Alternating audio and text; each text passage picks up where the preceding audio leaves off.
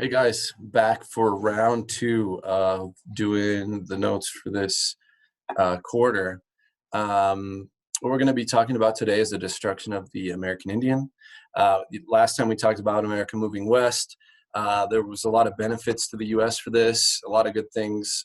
The bad thing, the downside, is Native American people are going to kind of see their culture just destroyed, and it's not going to be very pretty. A couple things that I want you guys to know before we get started. The U.S. in general at this time was less civilized, and so some of the things that you're going to see and hear about are kind of difficult to listen to, and they're kind of shocking. But understand that some of these practices were actually more accepted back then. Kind of common. Native Americans did this to each other. U.S. soldiers are going to do it. We'll talk about why that's particularly bad when a soldier does that. I mean, some of the things that took place. The fact that we do think some of these things are pretty bad shows, growth of our society. Now, things today that were accepted back then are not accepted today. And that means that our values and morals have changed, hopefully for the better. But anyway, take a look at the vocab for today, because I'm going to be using some of these words. Treaty is going to be a big one. That's how negotiations between the U.S. and Native Americans usually were solved. Kind of. Massacre is going to be a controversial word that we'll talk about here, so make sure you know what that is. And then genocide, something that's going to come up again when we do World War II. So that's an important word for you to know. Let's get started. Your learning target for today: identify the tribes of Wyoming. We're going to start there and talk about, Wyoming and their unique cultural characteristics. Explain how their culture was systematically destroyed by the U.S. and cites specific events and people. Big idea: the spread of the U.S. comes at a cost to Native Americans, whose culture is basically going to be destroyed. This photo is of Native Americans protesting in Washington, D.C. They have the American flag upside down, which is kind of a shocking image, and hopefully by the end of these notes you'll see why Native Americans sometimes don't have a very favorable opinion of the United States. Let's start with what we're talking about. We're going to kind of focus on the Plains Indian Wars. That's kind of the most famous series of battles between the U.S. and the Native Americans. Keep in mind, this happened all over the place. This is just the one that's kind of had some of the craziest and biggest events that took place in it. So Plains Indians, what were they? Well, there was a group of people that lived in basically this green blob. It's the famous Native American groups that everybody knows about. They hunted buffalo on horseback. They lived in teepees, traveling, following the buffalo. Your typical Native American that everybody hears about. The thing that you probably didn't know is that actually this was not a common thing until the late 1700s, that Native Americans lived this way. For actually hundreds of years before this, they had lived as, people who traded or gathered or farmed or things like that. And they didn't really hunt buffalo until the late 1700s. The reason why was because they didn't have horses. They didn't get horses until the Spanish came in and conquered Mexico. And their horses spread from the south to the north. And as these Native Americans started to get horses, they started to hunt buffalo and live out on the plains. By 1850, there were about 75,000 Plains Indians. The horse and buffalo were the most important animals for their survival. They came up with all sorts of uses for the buffalo, and it was all made possible because of the horse, because it was not very realistic to hunt buffalo without a horse, because they just could travel long ways. They were very heavy. It didn't really work. The Oregon Trail starts. This causes problems for Native Americans. However, the problems for the Oregon Trail were not actually as bad as you probably imagine. You can see the Oregon Trail cut kind of right through the middle of this. And what tended to happen is Native Americans, so travelers on the trail usually brought with them horses and cattle, and those eat grass. Well, buffalo also eat grass, and 500,000 or 1 million people came across this land, all with their horses and cattle. And so there was not a lot of grass there. And so the buffalo tended to move north and to move south and to stay away from the Oregon Trail. So the Oregon Trail, there wasn't, tons of problems here. The problems were going to really start happening when trails started moving south and north into, good buffalo hunting areas. The U.S. is going to sign a series of treaties to protect native land. In exchange, the U.S. gets the right to build forts in this area. The U.S. is going to break tons of treaties that they sign with Native Americans. The word treaty to a Native American person is almost like a bad word because it's just, in their opinion, and for good reason, it's a lie usually. The tribes we're going to talk about in Wyoming, you can see this map up here.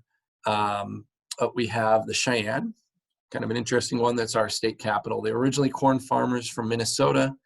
And the name is interesting. This is the name of our capital. A lot of these tribes were named by other groups. And at one point, someone said that the Cheyenne tribe spoke funny, people of alien speech. That was the word Cheyenne. And so they get this name Cheyenne, basically people who talk funny. Now that's our name of our state capital. They were over in eastern Wyoming.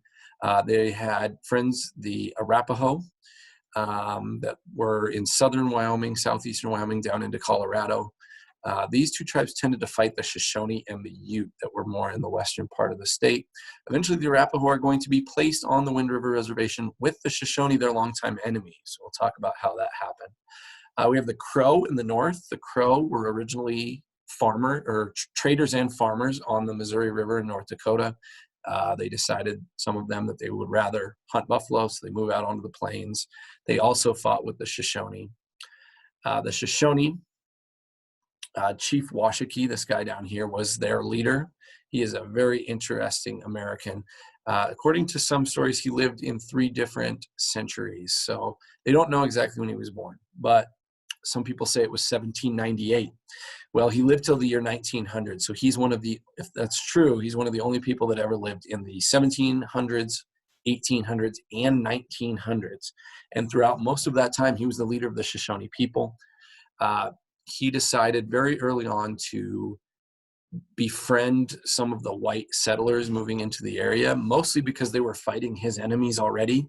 And because of that, he's going to get his people a very large reservation in the middle of Wyoming called the Wind River Reservation in 1868.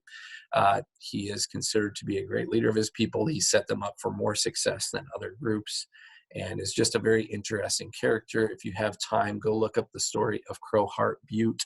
This is a butte down here that's in Fremont County in between Lander and DuBois. And it's a really cool story. I don't really have time to tell it right now, but go check that out. The last tribe we're going to be talking about, the major tribe that fought the U.S. during the Indian Wars, was the Sioux. They preferred to be called Lakota, Nakota, and Dakota. That was referring to where they were located. Lakota was the western band of these guys. They were closer to Wyoming, like in Nebraska, up into the Black Hills of South Dakota. Many of the Lakota warriors became very, very famous for their battles against the U.S. We have Sitting Bull right here. And Red Cloud's another one that we're going to talk about. Crazy Horse. There's actually no pictures of Crazy Horse. He refused to be photographed, so I can't show you an actual picture of him. Okay, when the Plains Indian Wars got to be bad, started around 1858. Gold was discovered in Colorado, and people started going from the Oregon Trail south right into some of the last remaining hunting ground for Native people. Gold, always a bad thing for Native Americans. The U.S. always used this as an excuse to try to take their land. The U.S. negotiated a treaty restricting Indians to reservations. This just does not work for Native people. Think about it. They travel following the buffalo. A lot of these travelers were killing a lot of buffalo, and if you restrict Native Americans to a reservation and there's no buffalo on the reservation, what are they going to do? And what usually would happen is they would either leave the reservation, and that would be a treaty violation, and the U.S. would use that to take some of their land, or they would go ask for supplies because sometimes they would be starving. And when they would ask for supplies, the U.S. would then take some of their land in exchange for these supplies. So eventually, like the Cheyenne, were originally given a reservation down by Colorado, which was big. And eventually, because of this treaty violations and things like this, they end up with a reservation 1/13 its original size. And every time the reservation gets smaller, their problem becomes bigger in that if there's not buffalo on the reservation, there's not a lot that they can do. So some of the young soldiers of the tribe were not happy. They were called the Dog Soldiers. They started attacking white settlers in Colorado. The chief of the tribe, this guy right over here, named Black Kettle, he knew that this was not going to be a very successful thing to fight the U.S. So he goes to the U.S. soldiers in the area and says, hey, I want peace. What do I need to do to keep my people safe? The soldiers in the area tell him, first of all, they give him a peace medal with Lincoln's face on it. They give him an American flag, and they tell him where to camp on the Sand Creek in Colorado. Black Kettle says, thank you. He does those things. He flies his American flag over the camp. He wears his peace medal. He camps where they told him to. Well, this is in 1864, and during this time, this is the middle of the Civil War. And so being a soldier in the Civil War, if you were stationed in Colorado, you weren't seeing a lot of action. And so some of these guys were kind of looked down upon by many of the people in the military because, while a lot of people were fighting these giant battles, there was a perception that the people in Colorado were just kind of sitting around doing nothing. And so there was this group of soldiers from Colorado called the 3rd Colorado Cavalry, led by a colonel named John Chivington. And they had basically been made fun of for not doing a whole lot. They were called the Bloodless Third. They decided that they were going to change that on November 29th, 1864. They go out to this camp on Sand Creek, where Black Kettle is camped with his people, flying his American flag. Does not matter to Chivington, who is convinced that he needs to lead a heroic battle to, gain respect. And so these soldiers start shooting and killing these Native Americans. 133 Cheyenne and Arapaho are killed. 105 of the 133 are women and children. They meet, infants. They shot and killed infants, and they mutilated their bodies. It was a horrible, horrible event. The only reason we know so much about this is actually some of the soldiers that were there thought it was so bad that they wrote down what they saw. And, but at the time they celebrated this as like a heroic victory over Native Americans. And today we consider it to be, the awful thing that it is. It's called the Sand Creek Massacre. Native Americans saw this happen, and immediately, a lot of them were like, why would we ever trust the U.S.? And so this didn't set up this situation for a lot of success between the two groups. It actually has to do with Wyoming history too. In retaliation for Sand Creek, the Sioux, Cheyenne, Arapaho attacked forts and stage stations in the West. One of the stage stations that was attacked was the Platte Ridge Station near Casper. And actually, this is how it got the name Casper. Is the person in charge of this station was named Lieutenant Casper Collins. It's this guy right here. During this attack, he went out and tried to save some of his men and was killed. And when that happened, when someone died heroically, they would a lot of times rename the station in their honor. Well, there's a problem. A lot of you are probably familiar with Fort Collins, Colorado. That was actually named after this guy, Casper Collins' father, William. So they couldn't have another Fort Collins. So they chose to name it Fort Caspar. What you'll notice is Casper, Wyoming today actually has a different spelling, and that's because someone just spelled it wrong when they were writing it down. So that's how we got the name Casper, Wyoming. Another kind of cool thing about this, Mrs. Collins' husband, Larry, is actually a direct relative of this whole Collins clan. So kind of interesting Wyoming history that goes along with this. The Shoshone see the U.S. starting to fight their enemies, so they make peace. Chief Washakie signs a peace treaty, and like 5 years later, they are given this reservation, the Wind River Reservation in Wyoming. It's one of the largest in the U.S., like I said. They got to pick where they wanted to be. They did not get to pick the people that shared that with them, though. The Arapaho were put there. It was supposed to be temporary. Well, they're still there today. Not very popular at first because they were not friendly towards one another, but today they kind of make it work. Okay, problems really began here. Gold is discovered in Montana. It's always gold. Bozeman, Montana. Well, people on the Oregon Trail start cutting through Wyoming. It's basically I-25 if you've ever driven up to Billings. It's that route. Well, this area in northern Wyoming, like by the Bighorn Mountains, was one of the last great Sioux hunting grounds. And so when travelers started traveling through there, the Sioux were very unhappy and they started attacking. This series of battles is called Red Cloud's War. Red Cloud, this guy up top here, was the person that was kind of in charge of this. As these battles started increasing, the U.S. builds a bunch of forts: Fort Phil Kearny, Fort C.F. Smith, and Fort Reno. You can see the dots on the map. These forts were attacked nonstop in the 1860s. The Sioux's favorite fort to attack was the one that's right outside of Buffalo, Wyoming today. It's Fort Phil Kearny. It's this one at the bottom. And the reason they attacked this one so much, not a very smart fort here. You know, the fort's to protect you, but if you build it at the bottom of a hill, it doesn't really work that well. I know that's shocking to you guys. So they would attack this one nonstop.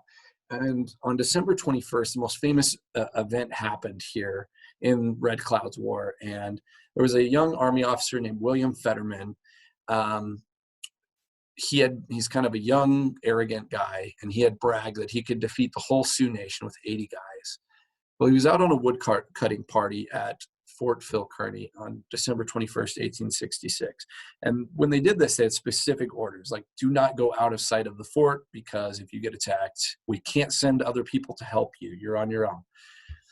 Well, on this date, a young Lakota Sioux warrior named Crazy Horse shows up at the top of the hill, just up from where these guys are cutting wood, and begins taunting Fetterman, who's in charge of these 80 guys. And they make Fetterman mad enough that he forgets his orders and charges after Crazy Horse and follows him over the hill, where he finds thousands of Sioux waiting to ambush him. 20 minutes later, Fetterman and all 80 men are dead. When they recovered their bodies, eyewitness accounts said that they had 10 to 20 arrows in each person. Did not go well for Fetterman. Newspapers around the U.S. put this as the Fetterman Massacre. Heroic Fetterman was killed. That's what the newspaper said. Meanwhile, when the Sand Creek Massacre happened, newspapers called this a heroic battle. But you see what's going on? Anytime Native Americans killed Americans, they said it was a massacre. Anytime Americans killed Native Americans, it was called a fight. Just some of the, kind of racism that was going on. So today we look at this and we say, okay, Fetterman was intending to kill these guys. The fact that he got killed, doesn't make it a massacre. And so today we call it the Fetterman fight. But if you have an old history book, it will call it the Fetterman Massacre, which is, not technically true here. The interesting thing about this is, because of all these attacks on the Bozeman Trail, the U.S. is actually going to sign a treaty closing all of the forts on the Bozeman Trail. So Red Cloud, who declared war on the U.S., is actually successful.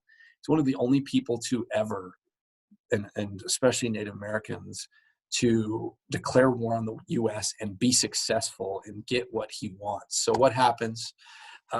William T. Sherman, the same guy who was burning everything in the Civil War, is now out west. He negotiates and signs the Fort Laramie Treaty of 1868. The U.S. agrees to close the Bozeman Trail in exchange for the Sioux getting a giant reservation that they agree to stay on. The U.S. also agrees to give them goods and services. So if they need something, it will be provided by the U.S. The Sioux are expected to stay on the reservation. Well, this reservation was originally huge, so why is this a problem? Well, this is 1868, and what is going on in 1868 is the railroad is being built. And while they were constructing the railroad, how they fed the workers was by killing buffalo. And so the buffalo population by 1868 was on a very, very big decline.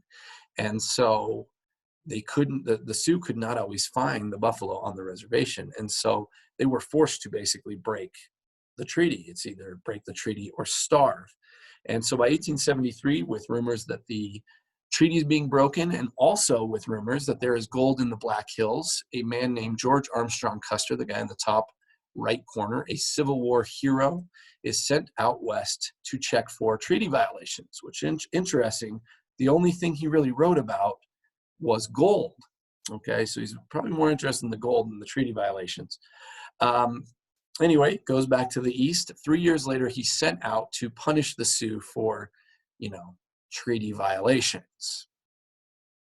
Probably, the gold had something to do with this. Again, he has 700 men. He breaks into smaller groups, and on June 25th, 1876, he finds a large encampment of Sioux in what is today southern Montana. He decides, even though his groups are split up, he decides to attack. And estimates say that he had, 268 guys, and the Sioux were between 5,000 and 10,000 people. And so he's attacking this just massive group. This is called the Battle of Little Bighorn, or Custer's Last Stand. In this, the Sioux kill all 268 of Custer's men, including Custer, his two brothers, his nephew, and his brother-in-law. Does not go well for him and anyone in his family, basically. The newspapers in the U.S. portray this again as a massacre, horrible Native Americans killing Custer, who was a war hero. And so even though this was a great victory for the Sioux, it was used as a way to try to basically take the Black Hills from them. They're going to force them into small reservations. And, the argument was, these guys are just so horrible for killing our war heroes, even though Custer was the one who attacked them first. So that is the Battle of Little Bighorn, Custer's Last Stand. You can go visit the battlefield if you are driving up I-25. You can see it from I-25 once you cross into Montana. Definitely check that out.